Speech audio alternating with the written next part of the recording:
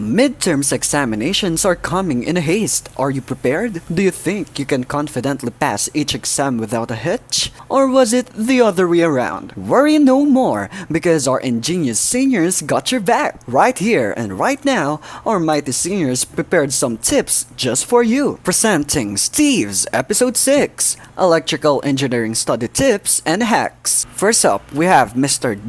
Josiah Aranas, a second-year top-performing student from EE 2107. Good day, youth! Kamusta? Nahihirapan na ba sa dami ng activities at tambak na to-do list? Kayo ba ay naghahanap ng kaalaman upang mas mapadali at ma-enjoy ang pag-aaral? Hi!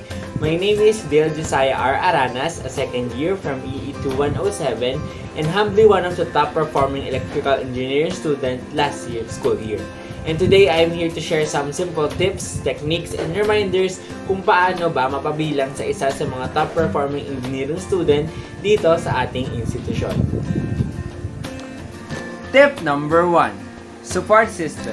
This can be your family, friends, classmates, loved ones, or kahit sinong tao na nandyan na pwedeng lapitan at tumulong sa inyo.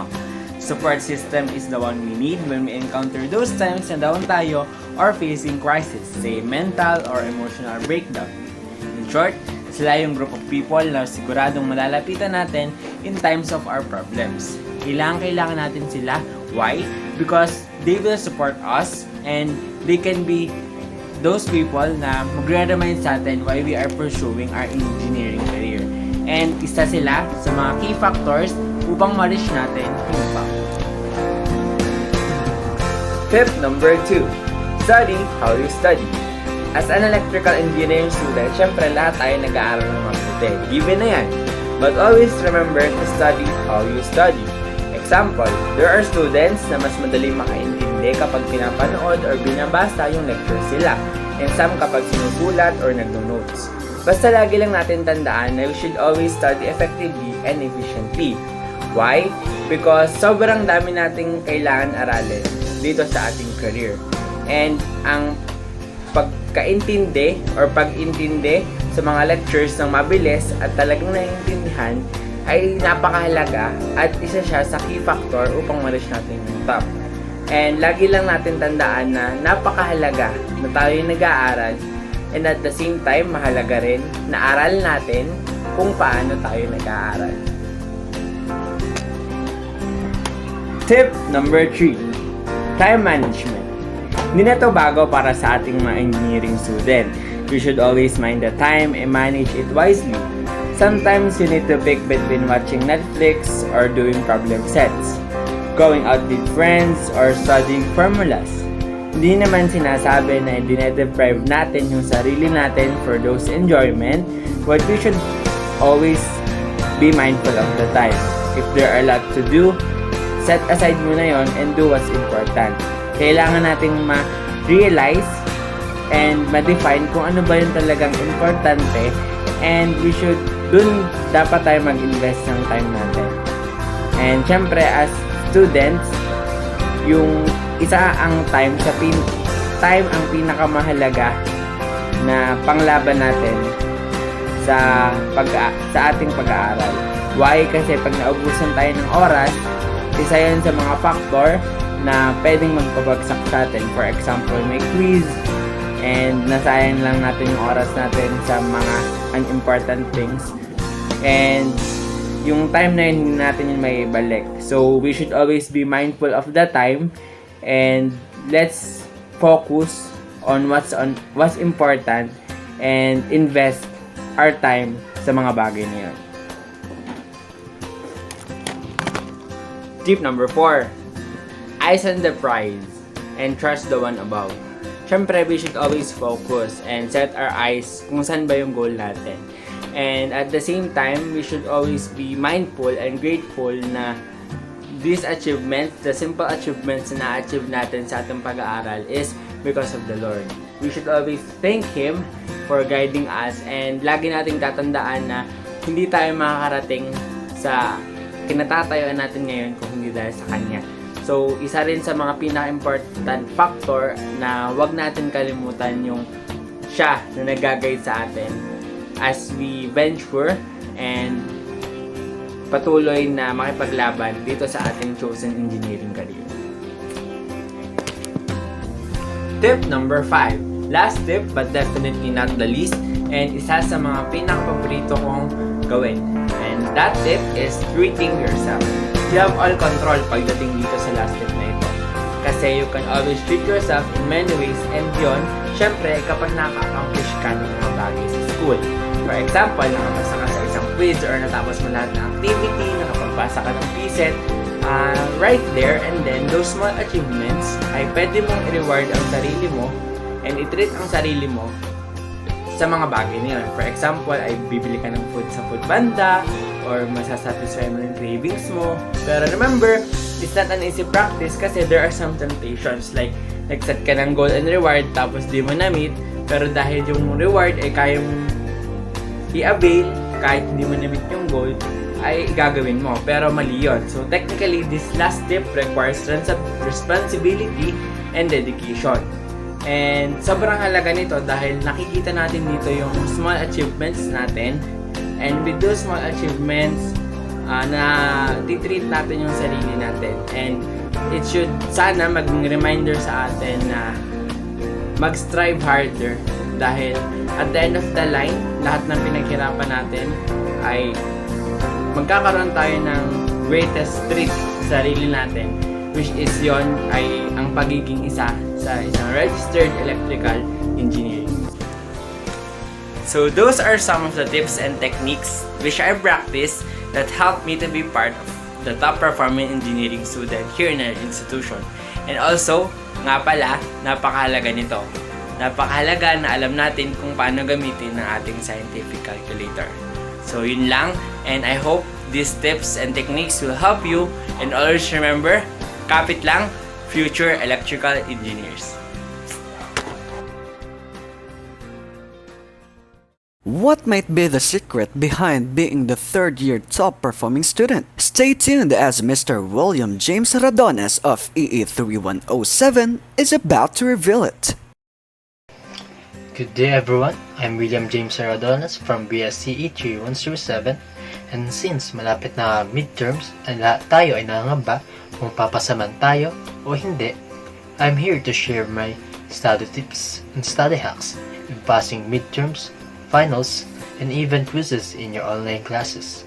So ang unang study hacks or study tips na pwede ko may share sa inyo bilang isang electrical engineering student third year sa Alangilan is magkaroon kayo ng sarili nyo motivation. Wag motivation ng iba, sarili nyo motivation. Syempre, hindi naman kit sa ating mga kalaman na madalas sa atin is bumabagsak sa quiz or ganun. Mababagsak ka sa quiz, last quiz mo sa calculus, bagsak ka doon, good. Use that as your motivation para next time na magkakaroon ng quiz, you can prove to yourself na bearing that kind of motivation na bagsak ako last quiz, dapat papasa ako ngayon, and nag-aaral ka and you give your best effort, nagbigay ka ng effort,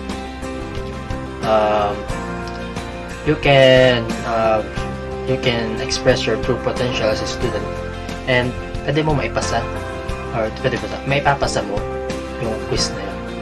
After mo naman ma-develop yung sarili mong motivation is kasi pag na-develop mo yung sarili mong motivation, in terms na sa paghahanda sa midterms is parang more on dun siya sa idealistic side ng preparation.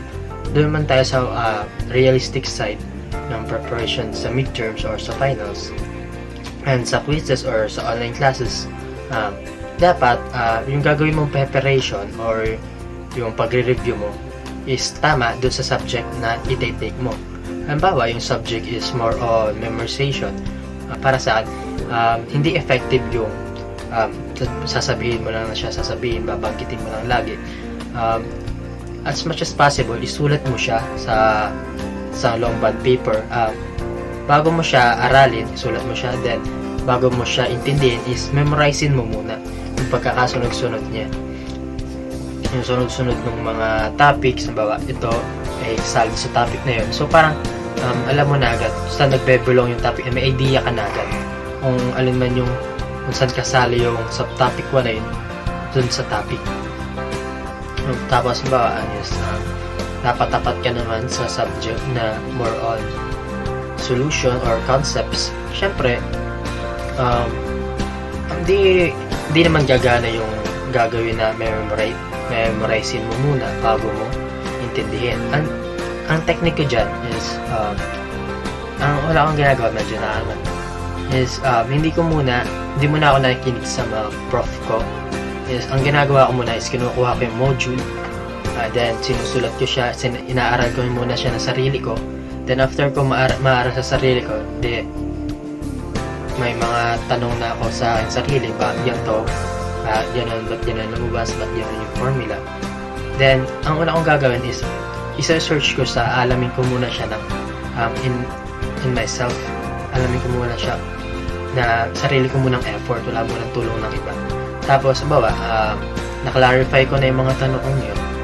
Yes, tsaka ako manonood ng mga record or babalikan ko yung mga tinuro ng mga professor ko para habang nanonood ako ng mga record nila is parang nako-confirm ko na okay, tama ako na ganun pala talaga yun. Yes, kaya pala ganun. Tapos pag nagkaroon man ng contradiction is itatanong ko nila sa prof ko kung bakit ganun. So ganun na ako mag-prepare sa more on concept na subjects. Kasi ang one vitality lang kasi ng online classes is yung attention span ng mga estudyante is mababa and mga professors mababa rin, pero nagkakatalo na lang sa motivation mo.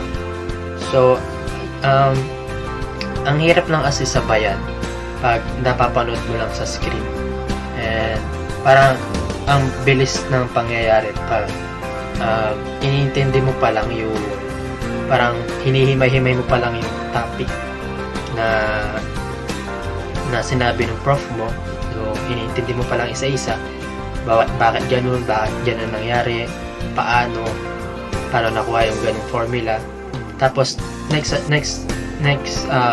mga seconds after may bago na naman na formula. So parang hindi ako makasabay din. So dinevelop ko yung ganung strategy ng pag-aaral ko in response sa online classes.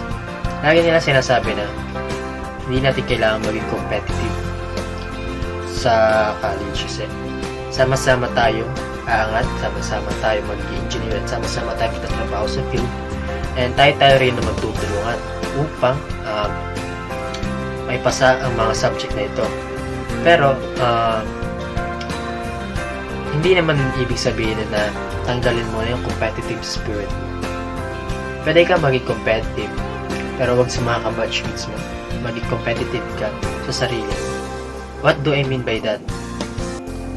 Kailangan natin maging competitive sa sarili natin, na parang we should set bars and benchmarks na kailangan na maging much better version tayo compared to our old ones. Kasi if we don't do that, parang sinaset na natin yung limit na okay, hanggang dito na lang ako, hindi ko na kaya mag-improve, hindi ko na kaya magkaroon ng progress. And having that kind of mindset is very you're just stooping low.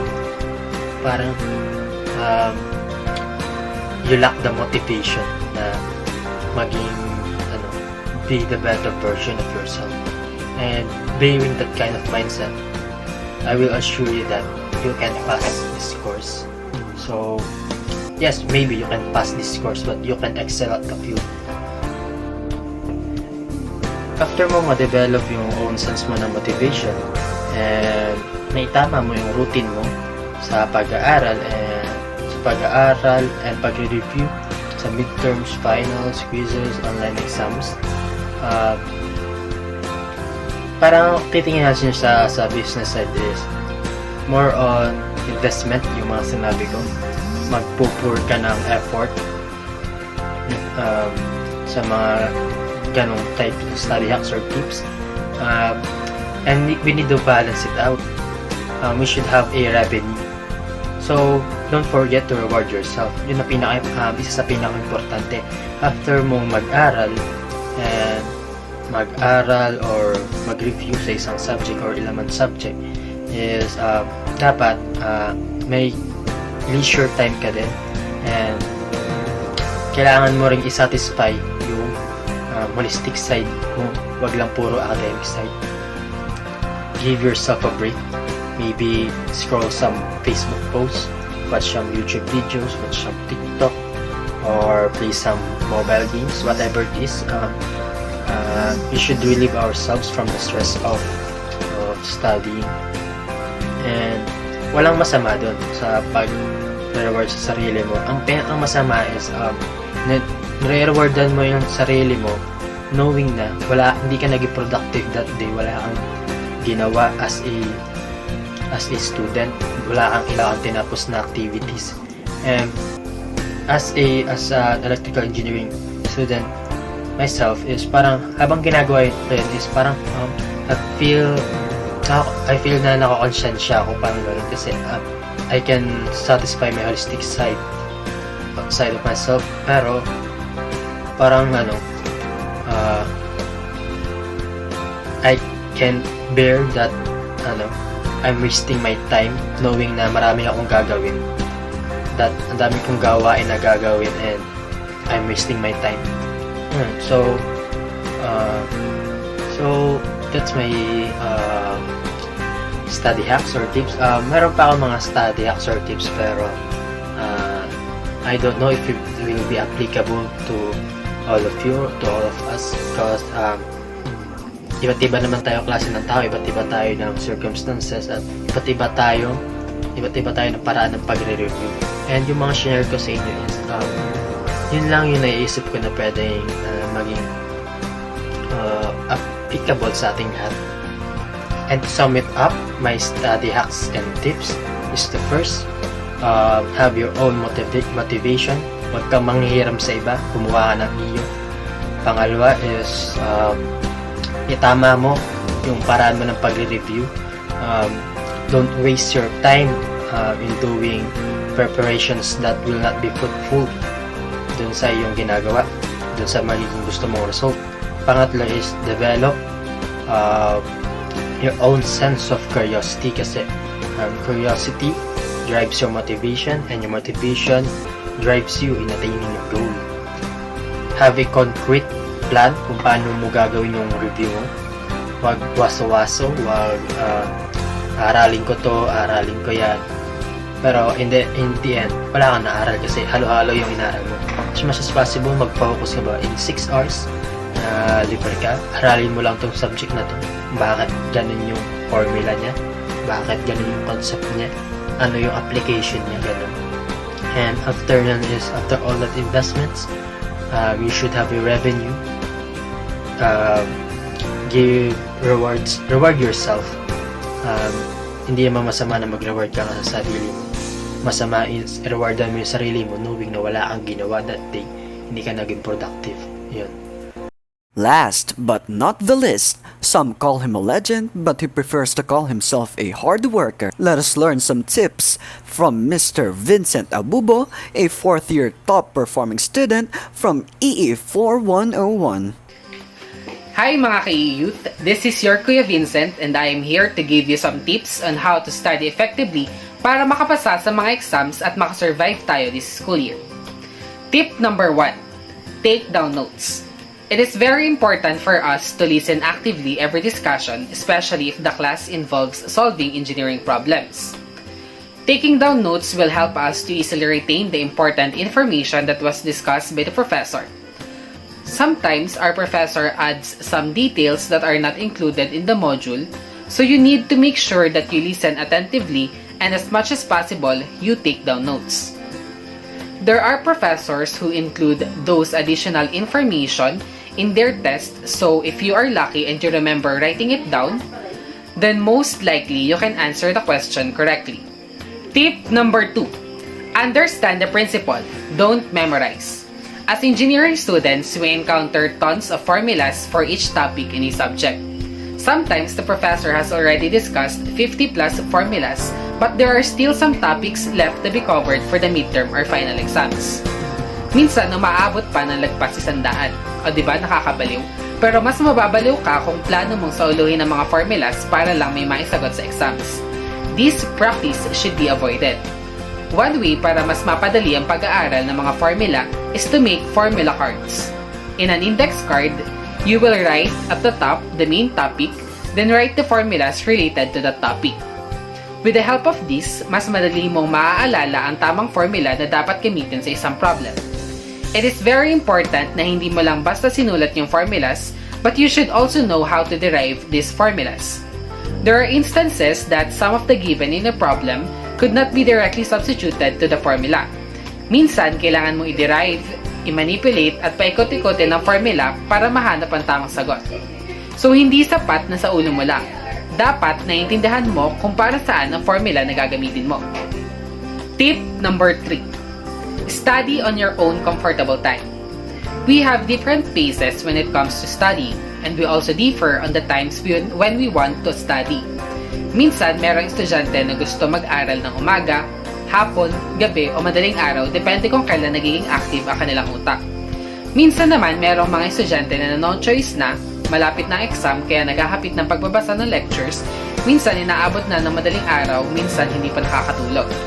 For me, it is better to study kapag hindi ka inaantok at hindi ka masyadong pagod para mas naiintindihan mo ang binabasa o inaaral mo. Tip number 4. Avoid distractions. When you are studying, it is very important to lessen the distractions. Just like what I've said a while ago, mas maganda na nagta-take down notes kayo kaysa mag-picture lang ng mga lecture. Why? Because if you study using your mobile devices, there is a chance na madali kayong madistract at mas matetempt kayo na buksan ang inyong social media accounts imbis na yung PDF file ng mga modules. If you get distracted, mahihirapan kayo mag-focus. Pag hindi kayo nakapag-focus, it's either hindi nyo maintindihan yung inaaral nyo or mas matatagalan kayo sa pag-aaral ng isang subject. So most likely, kukulangin kayo sa oras, which leads me to tip number 5. Tip number 5, don't cram, don't procrastinate, practice time management. This applies to studying and doing activities na inassign ng professors natin. Kapag binigay na ang problem sets, laboratory experiments at iba pang activities, gawin na agad. Ang ilan sa atin, kasama ako, ang nakasanayan ay nag-uumpisa lang magawa ng mga activities pag malapit na ang deadline. Yung iba, do tomorrow pa ang motto sa buhay. So that should also be avoided. Kung ayaw nyo matampakan ng gawain at maubusan ng oras para sa sarili, then you should practice proper time management. When it comes to problem sets, as much as possible, you take time to solve those problems because they will serve as your practice, and sometimes, some of the problems are included in the exams. So kapag nanggaya ka lang ng sagot sa problem set, malaki ang chance na hindi mo maintindihan o masagutan ang tanong sa exam. Di bali na lang kung makakagaya ka ulit. Tip number 6. Group study. Once in a while, it is important to participate in a group study with your friends or classmates. This will give you an opportunity to ask questions or to clarify the things that you don't understand in the lessons. Dati, ang ginagawa namin ay halinhinan kami nagsasagot ng mga practice problems kasama yung mga given sa problem sets. Tapos, take turns kami sa pag-explain sa bawat problem. With this, mas madali na re-retain sa amin yung formula, process ng solving, at yung principle ng topic. Minsan, may instances na kapag napapasama sa exam yung sinolve namin, maalala namin agad na, oh, ito yung sinolve ni ano, kahawig to nung sinolve ni ano, ganito ginawa niya, ganito magiging unit, ganito ang sagot. So, lumalaki yung chance na makapasa sa exams. Kapag naman wala na talaga kayo masagot, mas maganda pa rin na mag-try tayo dun sa problem. Isulat ang mga given, ano ang hinahanap, then try to list the formulas na applicable para sa problem. Kahit na di tayo mag-arrive sa correct final answer, minsan may mga profs na nagbibigay ng 1 or 2 points as consideration. Tip number 7. Familiarize using your own calculator. This is very helpful, especially if you are a first-year student. Habang maaga pa lang, kabisaduhin na agad ang mga modes and shortcuts sa calculator because this will help you to solve problems in less time. You should know how to use your calculator so you can save time in answering problems and you don't need to ask others on what to do or how to input the data in your calculator. Ang mga common na ginagamit sa calculator is yung Shift Solve para makuha si X, Mode 5 para masolve ang roots na equations, at iba pa. The most common mistake na ginagawa natin is hindi natin chine-check muna yung mode ng calculator. For example, nag-solve ka sa Circuits 1, Circuits 2, Electromagnetics, Calculus, DC at AC machines, apparatus, lalo na sa numerical methods at advanced mathematics. Tapos, hindi mo napansin na naka-radian pala yung calcu mo. So, wala kang magagawa kundi ulitin lahat yon. Worst case scenario ay kapag sa exam mo nagawa, so hindi yun kinoconsider ng profs because it is your obligation to use your calculator in the correct mode. So, as much as possible, make sure na naka-degree kung kailangan na naka-degree at naka-radian kung kailangan ay naka-radian. Tip number 8. Take a break. It is important not to overuse our brain when studying. It is important that you take a break when you finish studying one lesson or one subject. What I do is I study or solve problems for 3 hours, then I take a break for 30 minutes until I finish studying that one subject. Then I will take a 1-hour break before proceeding to the next subject. With this, we could avoid feeling exhausted and so tired when studying. You should set a schedule to reach your goal because studying is a step-by-step process. If you already understood the topic in a discussion, then it would make you or take you less time reviewing it for the exams. Tip number 9. Reward yourself. After studying or after taking the test, you should give yourself a reward for a job well done. The reward could be a rest, food, watching movies, series, or anime, or playing online games. A reward system helps you to be motivated or to motivate yourself in studying and avoid hating it.